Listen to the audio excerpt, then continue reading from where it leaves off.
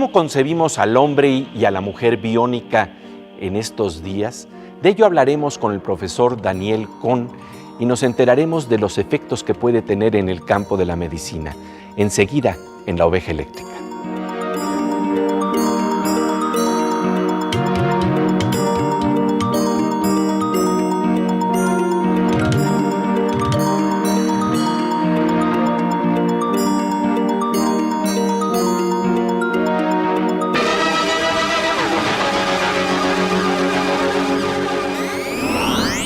Bienvenidos a las geometrías imposibles del universo de La Oveja Eléctrica, el programa de ciencia y pensamiento de Canal 22. Hoy hablaremos de la versión del hombre y la mujer biónica que nos trae la ciencia. No es exactamente como la imaginábamos, pero es apasionante y esperanzadora. ¿Qué tal, Pepe? ¿Qué tal, Silvina? Así es, esto que era ciencia ficción está empezando a ocurrir. En 1973, el primer capítulo de la serie de televisión conocida como El hombre nuclear planteaba la posibilidad de reconstruir a un piloto de pruebas que en un accidente pierde las piernas, el brazo derecho y la visión del ojo izquierdo. Esta serie de televisión se basó en la novela Cyborg de Martin Caidin, en donde se asoma la posibilidad de que un ser humano utilice prótesis o piezas de reemplazo de órganos con dispositivos cibernéticos. Hoy en día hay científicos como Daniel Cohn, profesor del Instituto de Química de la Universidad Hebrea de Jerusalén, que se dedican a la creación de prótesis mediante el desarrollo de la ingeniería biomédica. Pepe Gordon conversa con Daniel Cohn sobre la audaz ingeniería de tejidos a nivel de polímeros, moléculas muy grandes, que se está elaborando en el siglo XXI.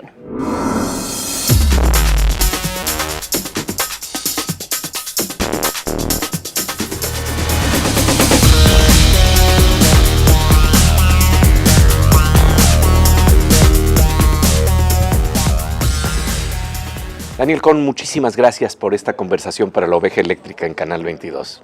Le agradezco mucho la invitación, es un placer. Daniel, cuando estamos hablando del hombre biónico o la mujer biónica para el caso, ya a estas alturas del partido, aunque todavía no estamos en esos escenarios futuristas, sí se han hecho avances impresionantes. Háblanos de lo que ocurre en tu laboratorio en Jerusalén.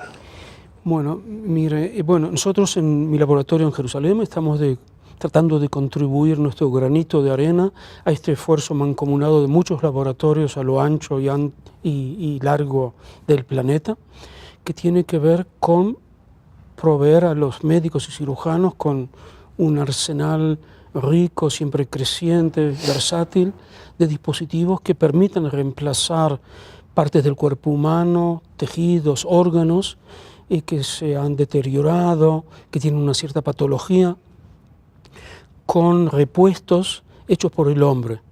Digo reemplazar y en algunos casos incluso regenerar. Hemos tenido la suerte de hacer en mi laboratorio durante la última década, más o menos. Tiene que ver con productos que previenen o evitan la generación de adhesiones luego de operaciones y también luego de implantaciones,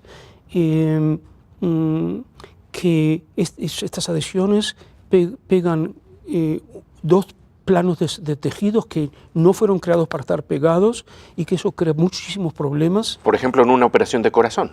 En una operación de corazón, por ejemplo, que tenemos un bebito que nació con un defecto congénito y después de la operación se han creado estas adhesiones que si hay una futura operación puede ser un problema muy grave para llegar al lugar porque está toda en la zona pegada. La caja torácica contra el pericardio. El esternón, claro, el pericardio, por ejemplo, contra la caja torácica, como usted dice, más precisamente con el esternón. Entonces hemos desarrollado un producto biodegradable que se pone después de la operación y que es una barrera entre el corazón o el pericardio que está abierto y la caja torácica, y que mientras tanto la biología hace lo suyo, pero está esta barrera que no permite el puente que se pegue uno al otro.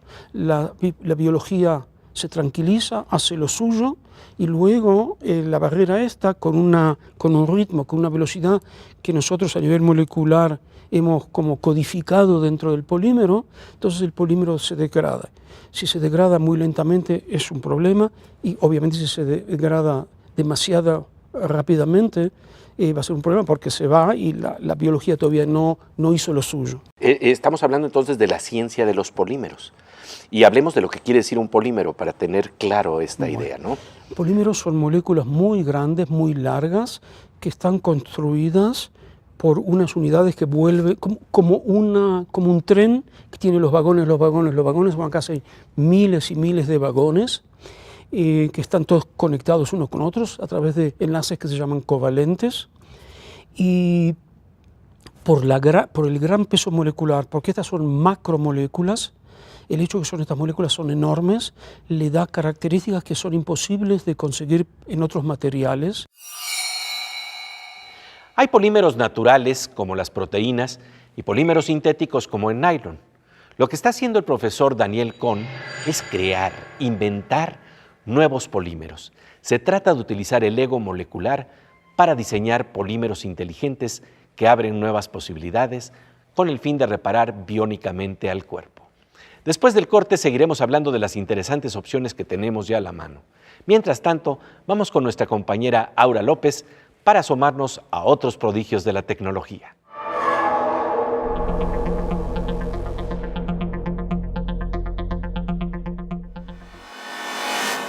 Pues querida Aura, como siempre un gusto encontrarnos aquí en La Oveja Eléctrica. Muchas gracias, Pepe. Oye, hemos estado hablando de prótesis y cuando hablamos del corazón, ¿realmente podríamos tener un corazón hecho de alguna manera así, artificialmente?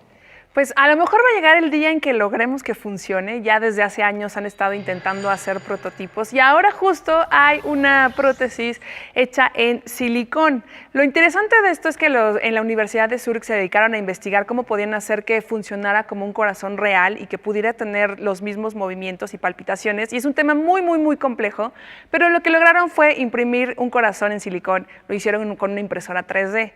Lograron dividir el sistema del corazón de silicón. Tiene dos ventrículos y lo que hace el izquierdo y el derecho, pero lo que hace es que está dividido en una cámara y en esta cámara entra aire presurizado, entra y sale, y es lo que simula el movimiento de cómo va entrando la sangre. Entonces de esta forma se logra hacer la palpitación muscular. Lograron que este corazón de silicón palpitara 3000 veces. Lo triste de este proyecto es que solamente dura en tiempo de vida media hora aproximadamente. Entonces no es un corazón, evidentemente, que pudieras poner en un ser humano todavía, pero es bueno ver que ya se está haciendo cada vez más esfuerzos para lograr crear corazones que funcionen a la gente, que de hecho hay 26 millones de habitantes en el mundo que necesitan o tienen un problema cardíaco. Entonces es un tema que justo están trabajando ya en varias áreas. Pero el problema es que todavía ese corazón se nos derrite. Ese es el problema todavía. Y hay otros corazones que también se nos derriten y como siempre apreciamos mucho tu presencia aquí en La Oveja Eléctrica. Ay, muchas gracias, Pepe. Volvemos enseguida a La Oveja Eléctrica, en donde estamos conversando con el profesor Daniel Cohn sobre seres biónicos y de lo que la medicina puede lograr gracias a la ingeniería de tejidos en el cuerpo que se está desarrollando en el siglo XXI.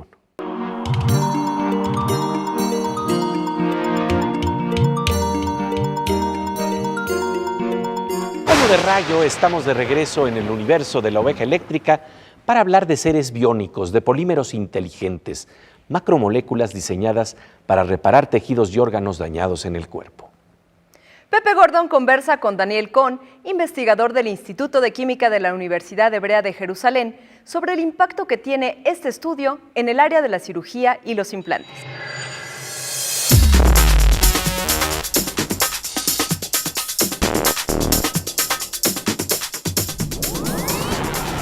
Tu inventiva ya entró a los hospitales, esta es la buena noticia. Sí, hemos tenido esa suerte. Nosotros mucho de nuestro trabajo está tratando de entroncarse o de contribuir a dos de las tendencias más importantes de la medicina y por lo tanto también de la cirugía, yo diría incluso de la implantología contemporánea. Esas dos tienen que ver, una con que la medicina y por lo tanto la cirugía también está siendo personalizada. lo que yo preciso no necesariamente va a ser lo que tú precisas o un niño de 8 años, etc. Va a depender de una cantidad de factores. Esa es una cosa muy importante. La otra es hacer procedimientos quirúrgicos, en nuestro caso también de implantación, que sean mínimamente invasivos. Ser mínimamente invasivos quiere decir que se hace más rápido, que no hay que abrir con todo lo que eso implica, se hace a través de 2, 3, 4 agujeritos, yo diría a través de la camisa del enfermo o del paciente, y entonces se hace mucho más rápido, lo que implica que hay menos anestesia, y nosotros cuanto menos anestesia obviamente mejor. Se hace muchísimo menos daño al tejido, por lo tanto el dolor y el sufrimiento de la persona tratada es muchísimo menor, la recuperación muchísimo más veloz, la estadía en el hospital mucho más corta, etcétera, etcétera. Y en este marco has desarrollado, más allá de este producto, también otros inventos, otras creaciones que, claro, tienen que ver también con un trabajo colaborativo. Claro. Y mire, en este tenemos una serie, 2, 3 estrategias en las cuales estamos trabajando para combinar estas dos, la personalización de la implantología del hombre biónico, porque el hombre biónico y la señora biónica que usted mencionaba no necesariamente precisan el mismo tipo de dispositivo biomédico, de prótesis o reemplazos. Claro. Y una de ellas de estas estrategias que le mencionaba, tiene que ver, se basa en esto que sabemos de la escuela de 3er grado, 4º grado, que las partes son menores que el total. Sí. Y entonces para hacer los implantes, que sea posible implantarlos por procedimientos mínimamente invasivos, bueno, entonces ¿cómo lo desarmamos en partes? Y acá hay muchas posibilidades, y entonces las partes las ponemos adentro y las implantamos separadamente, una después de la otra, y las tenemos ahora ahí adentro. Y ahora la segunda pregunta es, bueno, las hiciste chiquitas, las pusiste, así hiciste menos daño al tejido, está todo bien, pero ¿y ahora cómo creas el implante? Bueno, acá la tecnología se basa en soldar, en fusionar esas partes. Otra vez, para eso, el químico de polímero tiene que ir a la molécula y empezar a jugar otra vez con ese Lego molecular y crear polímeros que sean soldables dentro del cuerpo humano. ¡Qué maravilla autoarmarse ahí!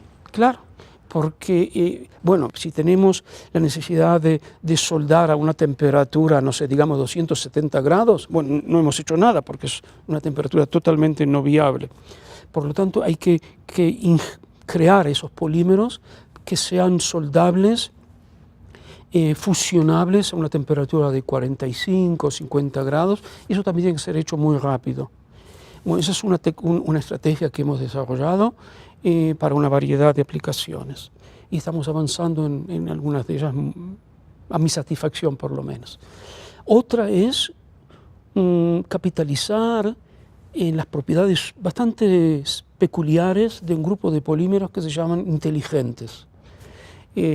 No les di yo el nombre, es un poco no humilde, pero estos polímeros tienen la capacidad de entablar un diálogo inteligente con su entorno, por el cual una o más de sus propiedades fundamentales cambian profundamente luego de un estímulo del entorno, que puede ser temperatura, puede ser pH, puede ser un campo magnético, puede ser una enzima, sí. Puede ser combinaciones de estos estímulos. Bueno, entonces hemos desarrollado unas nuevas familias de polímeros que crean soluciones acuosas que a temperaturas bajas, digamos 10 grados, tienen una viscosidad muy baja y fluyen como agua o casi como agua. Pero luego, cuando entran en contacto con el tejido humano interno, que es a 37 grados, entonces se transforman en unos geles, las propiedades mecánicas de los cuales, la durabilidad de los cuales, la habilidad para hacer otras cosas, podemos, otra vez volviendo a la molécula, codificar, programar dentro del polímero. Programar polímeros, jugar con el Lego molecular y crear polímeros inteligentes que se puedan soldar dentro del cuerpo humano. Después del corte veremos cómo se pueden utilizar las interesantes propiedades de estos geles para introducir medicamentos en la fisiología de una manera más eficaz. Mientras tanto, vamos a la sección del Dr. Morsa, aguas con el hacker, aguas con la morsa.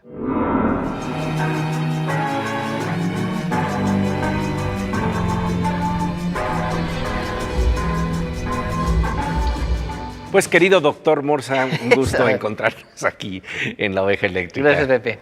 Oye, y para hablar de un tema que tal vez en el fondo tenga un trasfondo de censura, la neutralidad en la red. ¿Qué quiere decir esto en el uso del Internet? La Comisión Federal de Comunicaciones Norteamericana, la FCC, ha propuesto, yo creo que es una idea gubernamental totalmente en este gobierno de Trump, de que si tú quieres tener un sitio rápido, que la gente acceda más rápidamente a él, te va a costar. Y eso va en contra de que la red sea neutral, que todo el mundo tenga el mismo acceso, ¿sí? Y entonces, ¿qué va a pasar? Bueno, va a pasar que si uno no paga, entonces el acceso se va a hacer lento. Y entonces lo que estamos haciendo es matar la idea original de la red, donde todo el mundo tiene el mismo derecho. Y por eso el trasunto de censura. Sí, en el fondo es como censurar. Le ponemos un ancho de banda espantoso y de aquí a que llegue la información, ¿no?, la gente se fastidia y no entra a la página, ¿no? Entonces es una manera de censurar, pero la red y la tecnología no está hecha de esa manera. Entonces hay que discutir cómo queremos usar la tecnología y cómo la tenemos que usar. Pero está bien, la discusión está bien, que ocurra, para que después no se repita. Pues como siempre, querido Morsa, qué gusto reflexionar sobre temas que son importantes para mantener la democracia en las redes informáticas. Sí, claro que sí, Pepe. Gracias. Volvemos enseguida a La Oveja Eléctrica, en donde estamos conversando con el investigador Daniel Cohn sobre polímeros inteligentes, macromoléculas que pueden transformar las intervenciones médicas en nuestro cuerpo y reparar, en alguna medida, lo irremediable.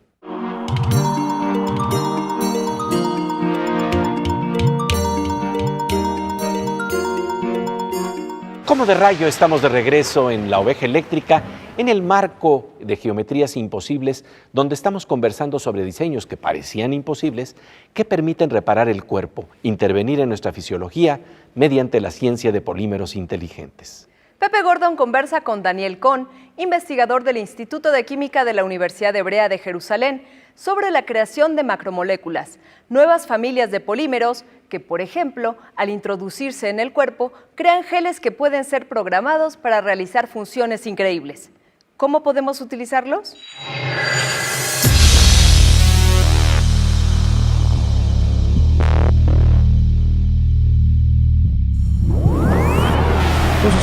¿Y qué pueden hacer entonces, por ejemplo? Mire, le puedo dar varios ejemplos. Un ejemplo es un niño. Un niño tiene que venir cada 2 días al hospital a recibir una inyección de un medicamento. Y todos los días Josecito tiene que venir con mamá o papá a que le den esa inyección.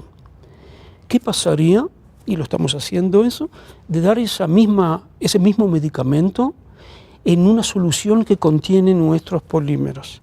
Entonces se le da esa inyección a Josecito, que va a gritar, pero que esa inyección dentro del cuerpo, en el músculo o en donde fuera, se va a crear el gel.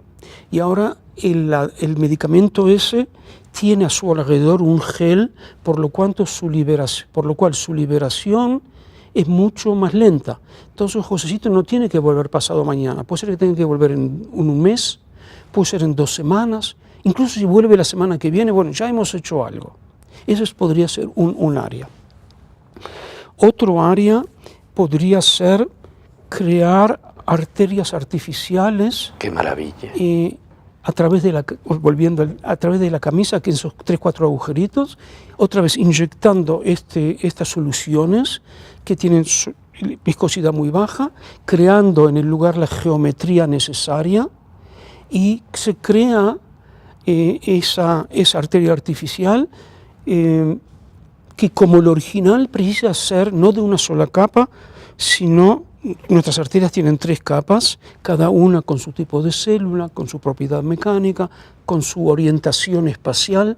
Bueno, entonces tratamos con mucha modestia y le digo, por cada palabra que yo le estoy diciendo hay como 3 kilos de problemas. Claro, claro. ¿Okay? Sí, sí. Ese es el concepto y hemos avanzado significativamente también en esta avenida. El tercer ejemplo que le podría dar tiene que ver con oncología. Cáncer. Tenemos un tumor y queremos cortarle la vascularización. Queremos hacerlo morir de hambre al tumor. Entonces podemos inyectar este tipo de líquidos al lugar.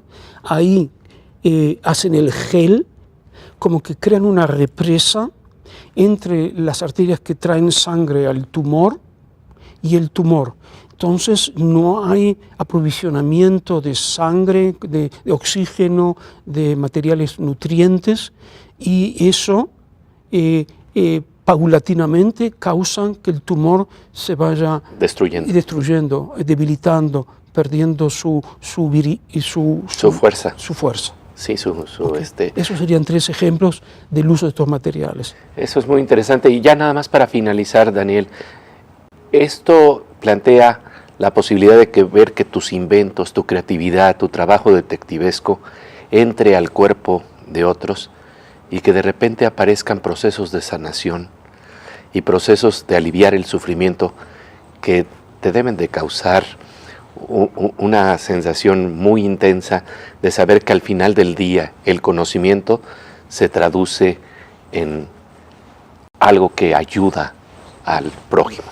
Sobre el fin de mi doctorado, buscando un área donde especializarme, eso era lo que me guiaba. Yo estaba buscando un área del mundo de los polímeros en el cual yo podría muy humildemente contribuir a la salud, al bienestar de la persona tratada, a disminuir su sufrimiento, a mejorar su calidad de vida, a tratar de prolongar sus días en el planeta, otra vez repito, con la más profundísima, cósmica humildad y el profundísimo respeto a la persona tratada. Y yo siempre le digo a mis estudiantes que lo más gratificante va a ser si podemos, no en una cosa enorme, incluso en una cosa pequeña, muy precisa, si pudiéramos ayudar a alguien en algún lugar del mundo, en algo, bueno, eso sería realmente la mejor de las recompensas, lo más gratificante que se podría tener.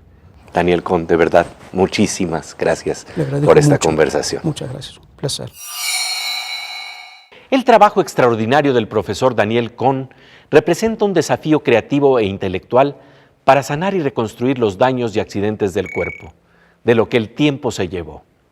Mediante la ingeniería de tejidos biomédicos se abren nuevas vistas en la salud. Sin embargo, creo que lo más interesante es que detrás del diseño de polímeros inteligentes se puede apreciar la existencia de un elemento muy fino que es el que finalmente teje nuevas posibilidades, el hilo de la compasión y la preocupación por los otros. Pasamos ahora a la sección Veo Veo, en donde se unen arte y ciencia con mi querida compañera Miriam Moscona.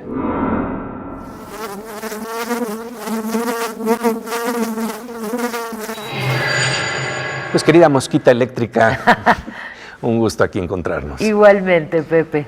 Oye, fíjate que de todas las investigaciones que se hacen en ciencia, una de las que más me llama la atención es conocer aquello con lo que conocemos. Fíjate que aunque como especie nos creamos los muy, resulta que nuestro cerebro tiene la misma estructura, comparte la misma estructura que en otros mamíferos, y tal vez por eso la investigación del cerebro en otros animales cada vez arroja más luz sobre, creo que la parte del cuerpo humano de la que menos se conoce, un campo que todavía, si se puede decir así, es bastante virgen, a pesar de que en el siglo XX y XXI se llegó a alumbrar mucho conocimiento al respecto. Lo que vamos a ver hoy son imágenes, Pepe, que parecen todo menos lo que son en realidad el cerebelo. Y que no sabemos realmente cómo somos por dentro, ¿verdad? Pero ahorita nos enteramos. Esta hermosa imagen de microscopía, que bien podría ser la obra de un artista que explora en un lenguaje semiabstracto, nos muestra un corte de cerebelo de un ratón sano, una colaboración entre los grupos del Instituto de Investigación Biomédica de Barcelona ha permitido encontrar evidencias concluyentes en ratones sobre los efectos nocivos de la acumulación de cadenas de glucosa en las neuronas. Este es el antes y el después de ambas condiciones. Nuestros datos indican claramente que la sola acumulación de glucógeno mata las neuronas y por ello acorta de forma drástica la vida. Esto ayudará al estudio de investigación de la epilepsia. La oveja no tiene nada en contra de los ratones. De hecho, desde aquí le agradece a estos roedores la permanencia involuntaria para conocer más de lo que menos se sabe en el cuerpo humano, el cerebro y sus enigmas. Nuestra querida compañera Miriam Moscona, aquí en medio de estas escaleras que recuerdan a Penrose y Escher en La Oveja Eléctrica. Ahora vamos a la sección Cantos Cuánticos con Fernando Rivera Calderón.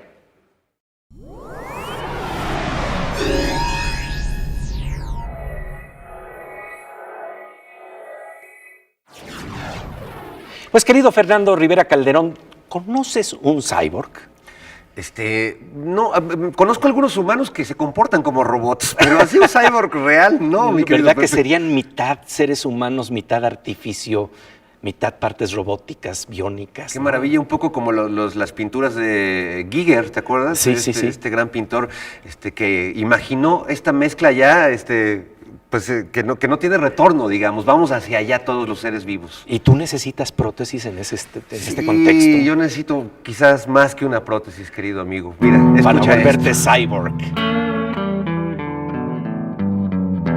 Necesito una prótesis que sea como la síntesis de tus pechos con diéresis y tus caderas paréntesis.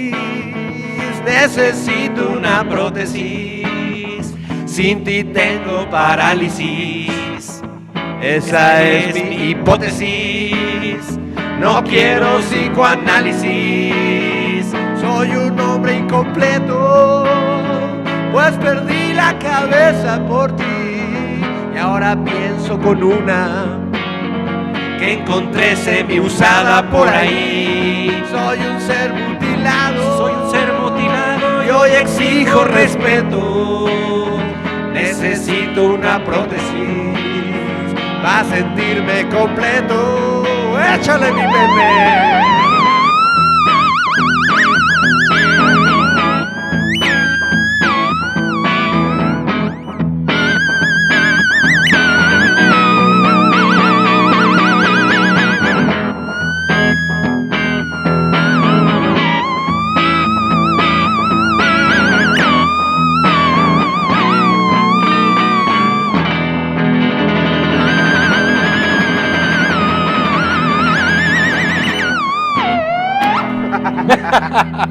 Muy bien. Pues querido Fernando Rivera Calderón, estamos tocando lo invisible y con ello vamos a invitar a que sigamos tocando lo invisible en esta maravilla que es La oveja eléctrica.